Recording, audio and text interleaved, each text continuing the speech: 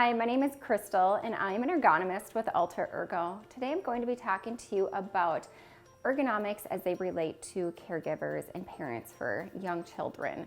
So ergonomics plays a role in all parts of our lives, from work to driving to being on our cell phone, and of course everything else that happens at home and in the life of a caregiver. So the first thing, the most important item that I want to talk to you about today is safe lifting. So safe lifting techniques come into play when you are lifting a child or an infant below your waist level or even at your waist level. So the first thing to consider is when you are ready to lift a child, make sure your feet are about shoulder width apart and you want to be directly in front of the child. So you don't want to be off to the side because twisting can really strain our back, and we don't want any excuse for any injury because that's going to hinder us as we continue to care for the child.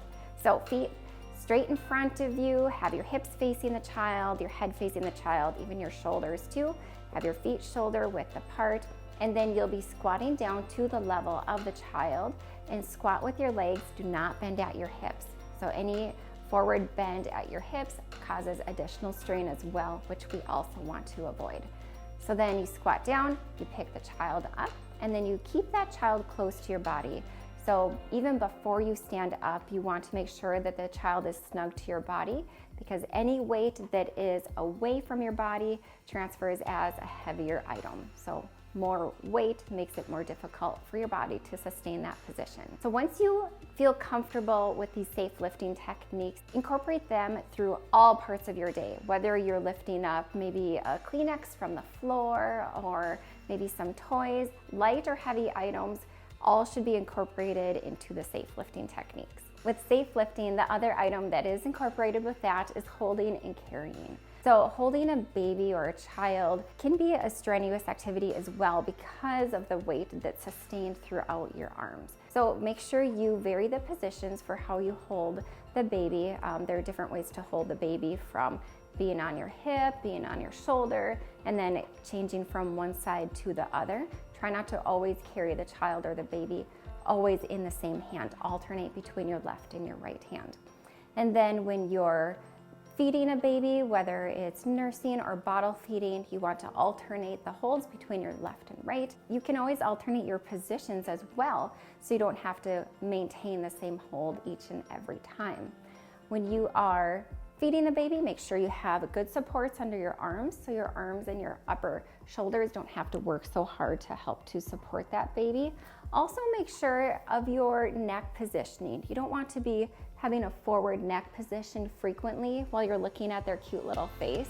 So make sure you kind of have a neutral head, almost creating a nice double chin, and then gazing down at that child instead of always having your head fully flexed forward, and that can help reduce some neck tension and fatigue.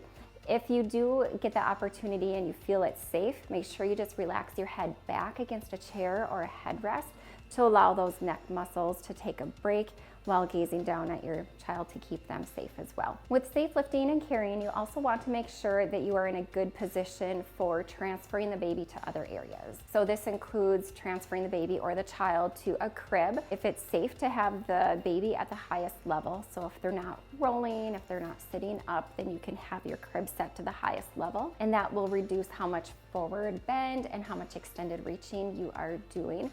Remember to stay close to the crib. Make sure your stomach is essentially touching the edge, and then when you lay the child into the crib, you can lay them close to the edge closest to you, and then you can scoot them in from that point. When possible, encourage the kid to use a step stool, because that reduces how much lifting you have to sustain throughout your day to help the child as well. So car seats are a big one because they are heavy, they're awkward, they're just kind of difficult to maneuver around in your daily life. When you're lifting a car seat, I've seen maybe some other educational tips where it talks about carrying a car seat with one hand. I don't recommend this because it can put some pressure on your forearm. Instead, try to get a backpack to carry your items so you have two hands that are free. When you can grab the car seat with both hands and then hold the car seat directly in front of you, avoid carrying the car seat off to one side, or the other, as this can cause some problems. Carry the car seat directly in front of you so you can distribute that weight equally and not favor one side over the other. So the first ergonomic tip when it comes to caring for children and babies is to make sure you practice safe lifting techniques and good body mechanics. The other tip I have for you is to make sure you always have a good upright posture and you're maintaining a neutral position without extended reaching. This comes into play when you are changing diapers. So sometimes with diaper changing stations, it has the baby positioned off to the side, so you're kind of twisting and turning when changing the diaper. If you have the opportunity to get a different changing table or you're shopping for one right now, try to look for a table where the baby's feet and legs are pointed towards you. That way you're looking down directly at the baby and both hands are directly in front of you versus one overreaching further than the other.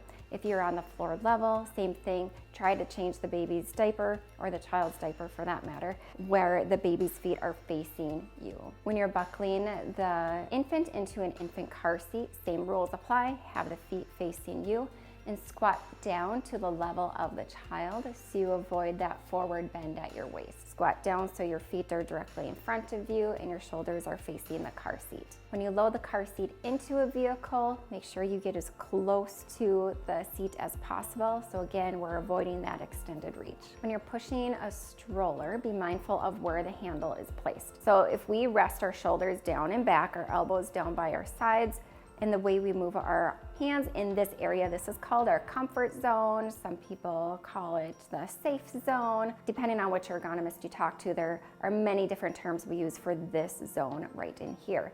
So ideally, we want to have your hands in this area for a majority of your day. So when you're pushing a stroller, for instance, you want to adjust the stroller handle so it's close to your belly button level. This will allow your hands to maintain in that comfort zone. And then while you're pushing the stroller, keep that handle close to you. Try to avoid reaching outward while you're pushing.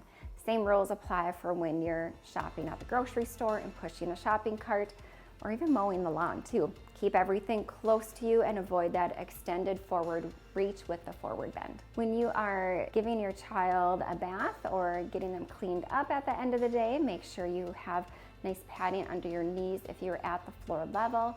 And then if you can stand at a countertop for very small infants, again, make sure that that bathtub is as close to you as possible to keep your hands in your comfort zone. And then lastly, just make sure you can get down on the floor and play with your kids and your babies as frequently as you are able to. And when you're down at the floor level, that's a good opportunity for you to maybe even lay on your stomach, maybe have your kid give you a nice little back scratch, drive some cars on your back, and then you can extend your head upward as well. So use those times to incorporate some self-care moments for yourself as well. I appreciate you joining me today. Don't forget to like and subscribe. If you do have questions, feel free to find us and ask those questions on our website at youralterergo.com. Thank you.